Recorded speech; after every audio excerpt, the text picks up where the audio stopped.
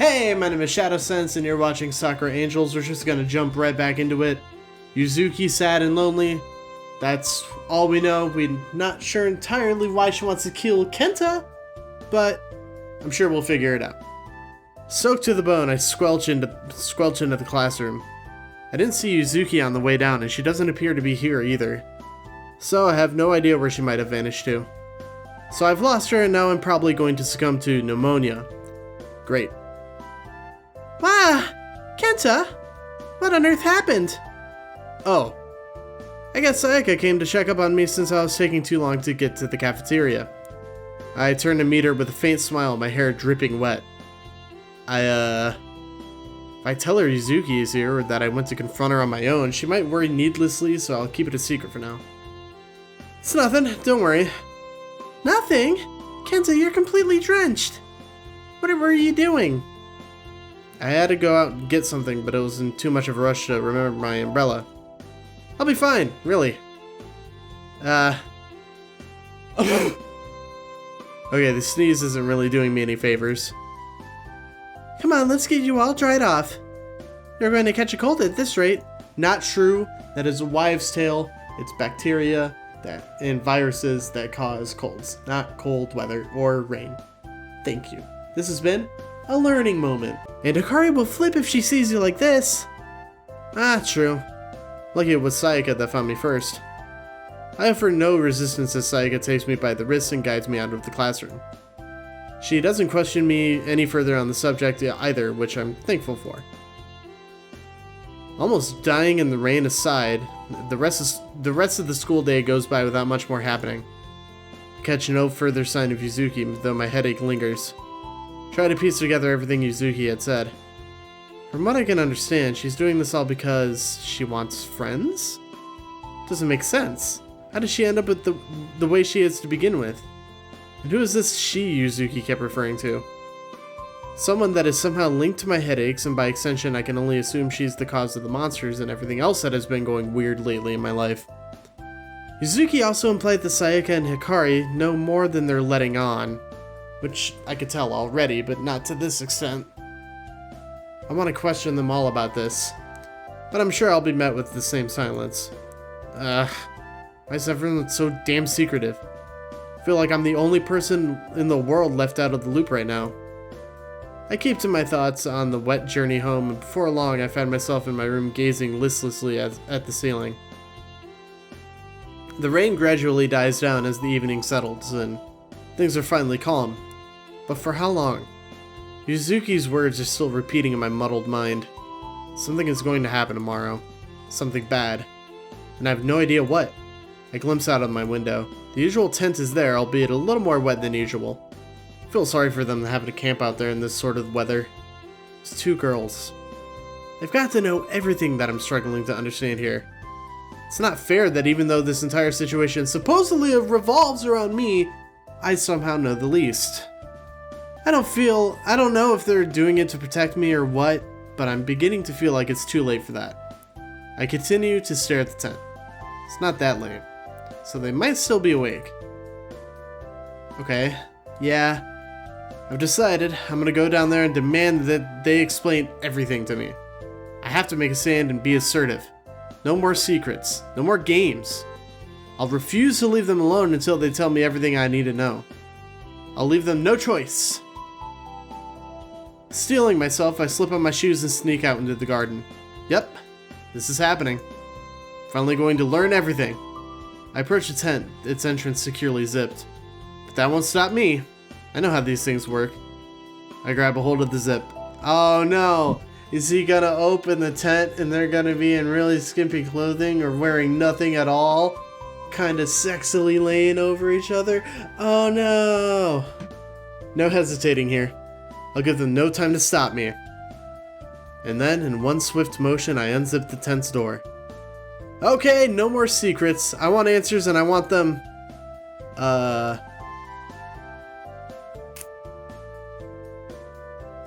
I fucking called it. You hear the phone? Do you hear the ringing? Because I fucking called it. Pick it up right now. Moshi Moshi? Yeah. Yeah, I fucking called it. Yeah, I know. It's crazy, isn't it? It's almost as if these always happen in anime visual novels. Yeah, the sexy ones, especially. Oh, you don't actually care? No. Dick.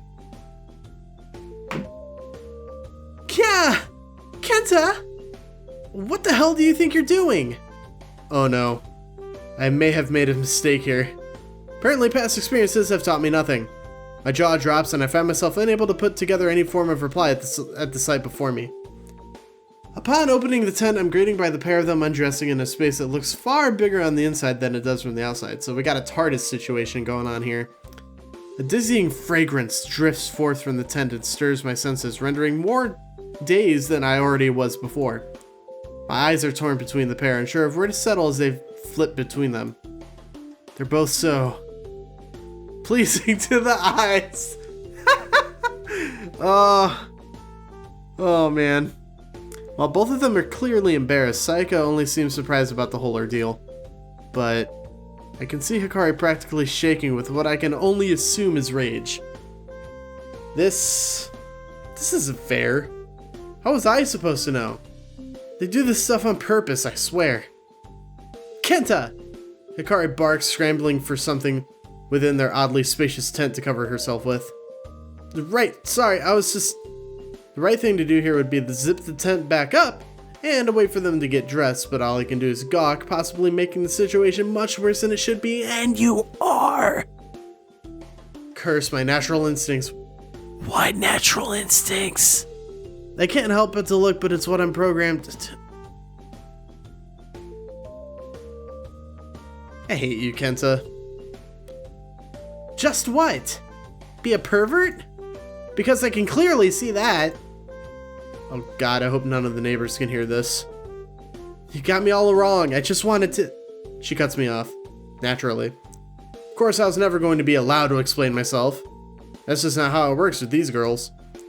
No more excuses! I let you off last time, but now... With a blanket covering most of her bare body, Hikari marches toward me with a scary expression, all the while Sayaka stands by. Maybe we should hear him out? I'm sure he wouldn't just barge in here without a good reason. Oh, he had good reason, alright. A perverted one. No, Hikari, listen to her, I really do... She cracks her fist. Cracks her fist? What? I mean... Oh, probably just like that. But that's still cracking your knuckles and I really... Who cares? Have mercy. Her fist flies and I soon see stars as I'm left flat on my back and gazing skywards within my garden. I'm left sprawled out for a good moment before Sayaka and Hikari approach me, now fully dressed. Why does everything have to be so difficult? After explaining how I met Yuzuki the other day and what she had told me, it seems I finally convinced them to explain things. I led them to my room so we could more comfortably explain things. The tent was an option, but I have bad memories of that place now. Sayaka plops down onto my bed and excitedly looks about the room while Hikari stands by the door still angry about before. Said I was sorry. So this is your room, huh? It's nice to finally be able to see it from the inside after spying on it all this time. I'll pretend I didn't hear that. It's surprisingly neat. Okay, so are you guys finally going to tell me what the heck is going on? I wonder what sort of things Kenta has saved on his computer. Sayaka reaches over and prods at my laptop. Guys, can we focus, please? Oh, right, yeah. Thank you. Sayaka sits up straight and takes on a serious expression. I wasn't even sure if she was capable. I wasn't even sure she was capable of. We really were going to tell you, Kenta. It wasn't something we wanted to keep a secret. We just thought we could handle things on our own before letting you in on it all. But as you heard from that Yuzuki person, time is really running short now. Which, by the way, I still can't believe you didn't tell us about what... Words is hard. Which, by the way, I still can't believe you didn't tell us all about up until now. Weird sentence. Do you realize how much danger you put yourself in when you went to face her alone? Hikari cuts in and stomps her way across to join Sayaka, fire in her eyes. See, this is why I didn't tell her anything. I know it was stupid, but it was the only way I could learn anything since you guys weren't being very helpful. That's... She falls silent. Guess I got her there. He has a good point, Hikari. Don't side with him. You're supposed to be my partner. So all I hear is how time is running short. But why? What exactly will happen tomorrow? The start of something really bad. What though? Enough with the cryptic stuff. Don't yell at me, Kenta. Sheesh. Calm down, I was just getting to that. May lost it a little there. I pulled back from her and quiet down. Tell me, Kenta, what do you know about your bloodline? Your ancestors? I don't really. Wait, why is this important? Your blood is the most important thing here. It's why we're even bothering to protect you. Hikari, don't be mean. But your blood is why we were sent. If it fell into the wrong hands, namely Yuzuki's, we'd all be in a lot of trouble. Why my blood? What's so special about mine? Might be a little hard to believe, but you're the descendant of a long-running line of mages, people with magical abilities. Come again? Where on earth did they dig that up from? Where on earth did they dig up? Oh my god. I think if they came to me with that on the first day we met, I would have labeled them as crazy. But after all I've seen, it's a bit easier to believe. How much more does it need to be spelled out for you? You have mage blood. Shouting it into my ear doesn't really help me process it better, you know. Why wouldn't I know something like this? Seems pretty important. Well, the world in general doesn't really know about the existence of magic anymore. It's sort of just something that got lost in the history books as technology slowly began to take over. So, you know, most families with magic in their blood at this point don't even know about it. It's just something that lies dormant now. Okay, so if a lot of people have this magic blood, what makes mine so special? More special than theirs, anyway. I'm glad you asked. Sayaka hops to her feet from the bed, taking me by surprise. This girl can't sit still for more than a minute, I swear. I won't bore you with all the details, so here's the story in short. She clears her throat as if this was a school presentation she had been practicing for. Hundreds of years ago, and back when magic was still prevalent in the world, there existed a mage with tremendous power. So much power, in fact, that she was pretty much the mage at the time. Everyone looked up to her and she was an inspiration to all. But you know what happens to people with all the power in the world, right? She frowns and lets out a sigh. They always want more power. It changes people, corrupts them. So, she soon wanted dominion over everything. Over everyone, even. All the respect that people once had for her turned into fear. She became a blight on the land. Everywhere she went, darkness followed and spread across the land as she went about her conquest. I need water. His voice is hard to do, man. I know it's just me talking in a higher register, but geez. This is getting pretty lengthy. Why do I feel like I know the person she's talking about? Are you still with me, Kenta? She leans forward and raises an eyebrow and let out a yawn. Uh-huh? Yeah, totally. Yeah, I think. What does this person have to do with me? I'm getting there, gosh. Basically, you're related to the person that had the courage to stand up to this Dark Queen and put her in her place. Hikari? Why did you have to spoil things? Because if you tell the whole story, we're going to be here until the sun rises. And time is of the essence here. Aw, I was really getting into it there and everything. Thanks, Sakura. I appreciate it. So, what? My ancestor killed this evil queen person? If he did, we wouldn't be here having this conversation right now. No, with all the power she had, killing her was an impossibility. I wouldn't go as far as to say she was immortal, but I'm pretty sure it's pretty close. The best he could do was seal her, using the most powerful sealing magic he could muster. Which leads us back to the magical blood pumping around inside of you, Kenta. Essentially, he tied his fate with hers when locking her away. A seal so powerful that it will only unlock when one strict condition is met. And what condition is that? I think you should know by now. Something to do with my blood, right? Bingo! Her seal will only truly unlock if it comes into contact with the blood of the one who sealed her away, or by extension, any of his descendants. Well, actually not just any descendant. It has to be one who has latent magical power residing within them. So that means... It means your dad is safe, and that the shadows have no interest in him. He does have some magic in his blood, but it's not really enough to realize any abilities. Huh. It's pretty convenient. Saika stretches and lets out a tiny yawn. Must have been exhausting for her to focus on one subject for so long. But I think things are finally starting to make sense. So, are you following so far? Yeah, I think. Basically, my blood is the key to unlocking something terrible. Pretty much. But then if it's connected to my blood, why are we running out of time? The seal will thankfully never break unless your blood is spilled, but it's been a long time since she's been imprisoned. Meaning that the seal is weakening in its effectiveness with each passing day, and ever so slowly her influence has been creeping into the world. Kenta, your head aches. I see. So she's almost calling out to me in a sense.